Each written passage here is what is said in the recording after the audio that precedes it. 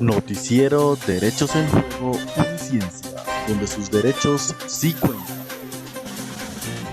Buenos días, bienvenidos a su noticiero. Hoy, en esta edición especial, tendremos expertos internacionales hablando de temas que nos competen a todos y que nos llevan a indagar un poco más el papel del Estado. Juzguen ustedes, revisen y vean lo que tendremos hoy en esta edición. No se pierdan también el número 3, el experto en terrorismo y una exclusiva al final del noticiero. Quédense con nosotros, no se muevan. Y hoy, en los 3 puntos más importantes de esta edición especial, en los derechos en juego, tendremos 3 grandes y muy importantes temas. Número 1, el terrorismo. ¿Qué es el terrorismo para el Estado? Número 2, ¿qué es los derechos que se vulneran en los delitos de lesa humanidad y quién los vigila? Número 3, y por último y muy importante, el paramilitarismo que ha pegado y ha golpeado tanto a nuestra Colombia. ¿Qué nos depara? ¿Qué nos dice? Los expertos nos contarán, porque aunque estos 3 temas son alejados de pronto de algunas personas, para muchos es el trasegar día a día. ¿Y qué papel juega el Estado dentro de estos 3 temas tan importantes? Lo veremos en nuestra edición de noticias el día de hoy.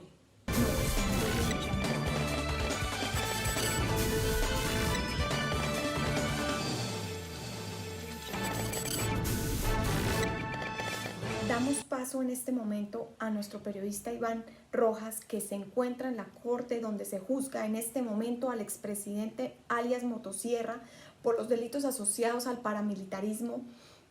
Siga usted, Iván, con la noticia. Lina, buenos días. Nos encontramos en directo desde la Corte Suprema de Justicia, donde en estos momentos es juzgado el expresidente Motosierra por presuntos crímenes de paramilitarismo y violación de derechos humanos.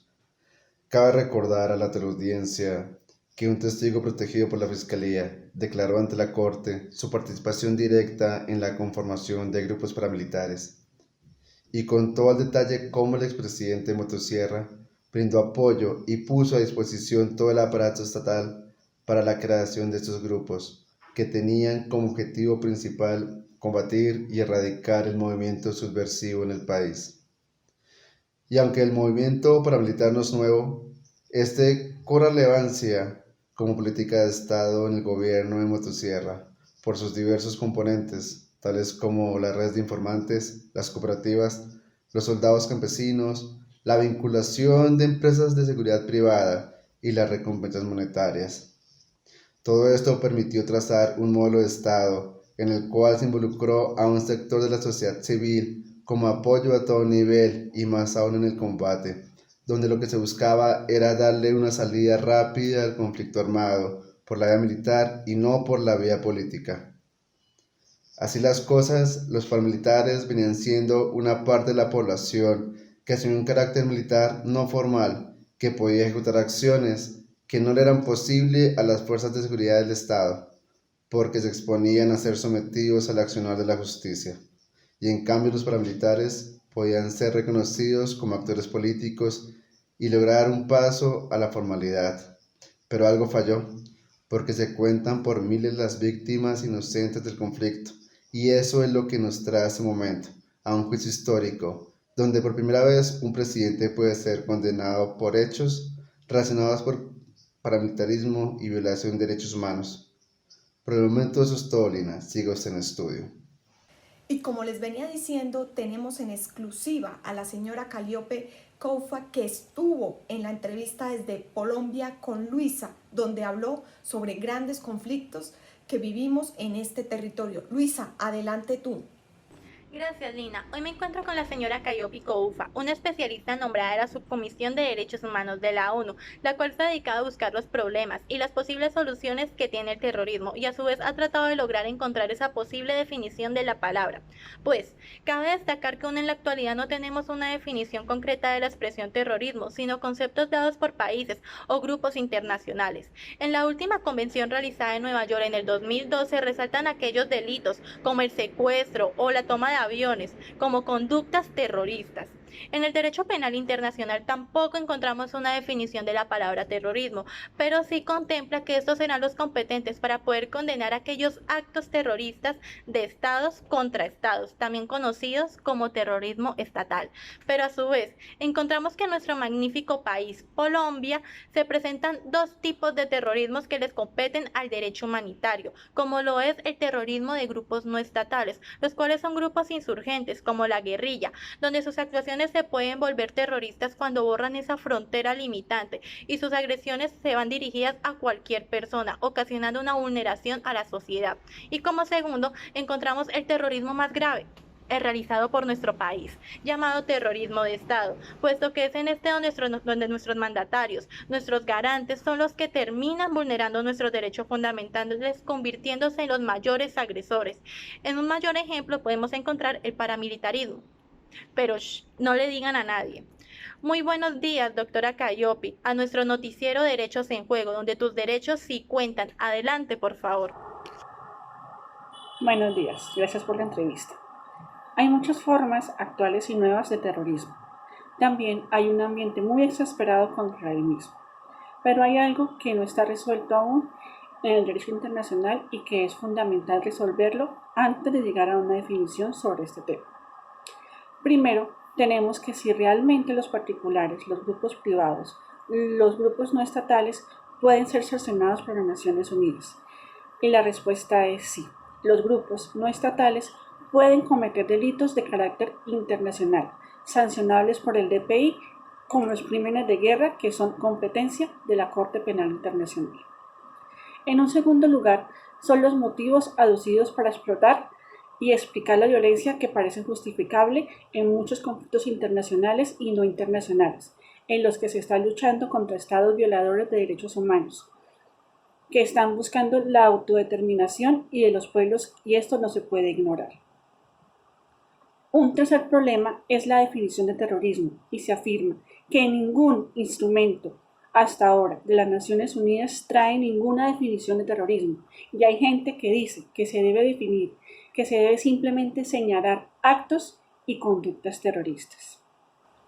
¿Podemos tener una solución a este dilema? Hay necesidad de distinguir entre terrorismo y conflicto armado, y este es el gran desafío que tiene la ONU.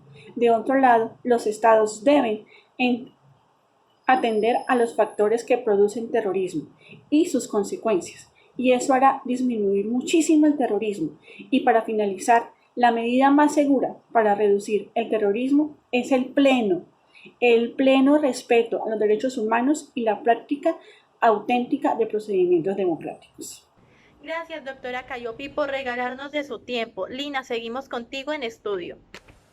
Para culminar esta emisión de noticias, tenemos un tema no menos importante como los que hemos visto, y es los crímenes de lesa humanidad. Y para hablar de ellos se encuentra con nosotros un columnista y experto internacional en derechos humanos, el señor Iván Celis, que tiene un informe sobre este tema. Adelante, Iván. Buenos días. Para empezar, quisiera traer a colación un suceso de talla internacional como es el video por el territorio colombiano, que además de ser conocido por su magia salvaje, ha sido víctima del salvajismo de los actos del paramilitarismo en cabeza del expresidente alias Motosierra, que será juzgado por dicha causa el día de hoy. Y es que ante dicha situación me pregunto, ¿será que los actos del paramilitarismo encajan en lo que son los crímenes de lesa humanidad? Pues si retomamos un poco los conceptos de este tema, que considero que no nos alejamos mucho de la realidad. En primera medida, mediante el conocimiento de los actos allí perpetuados, es imposible que en la sociedad no se despierte esa solidaridad como derecho humano natural. Y en cuanto a lo que es la definición, el concepto de crimen de lesa humanidad corresponde a aquel que hiere, lesiona o causa daño a la humanidad de las personas y va dirigido a una franja de la población, cualquiera sea su afinidad o identidad. Por tanto, no es un delito aislado o individual y en gran parte corresponde a una política de Estado. Otro concepto corresponde a que el crimen contra la humanidad podría concebirse el triple sentido de crueldad para con la existencia humana, del envilecimiento de la dignidad humana, de destrucción de la cultura humana. Comprendido dentro de estas tres acepciones, el crimen de lesa humanidad se convierte sencillamente en crimen contra todo género humano.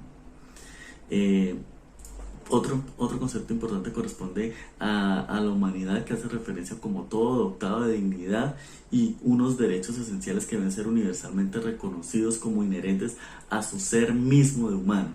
Finalmente es importante resaltar la necesidad de que el enjuiciamiento de este tipo de crímenes lo asuman otros estados diferentes a los perpetradores, como es el caso de Colombia, donde un estado de ultraderecha nunca hizo nada para enjuiciar a su perpetuador. Juzguen ustedes. Y como vieron ustedes, estos temas no tan alejados de la realidad los une a algo muy importante, y es el papel del Estado. Porque debiera ser el Estado quien defiende y protege a los ciudadanos para que no se vulneren los derechos humanos, pero juzguen ustedes, bajo los expertos y las primicias que tuvimos el día de hoy, que no solamente el papel es importante dentro de las convenciones, dentro de los tratados o dentro de los pactos que los estados hagan, sino el mismo Estado frente a la vulneración de los derechos humanos. Les dejo eso a ustedes, televidentes. Busquen y juzguen ustedes si el Estado tiene o no un papel importante dentro de esta violación de derechos humanos. Feliz noche.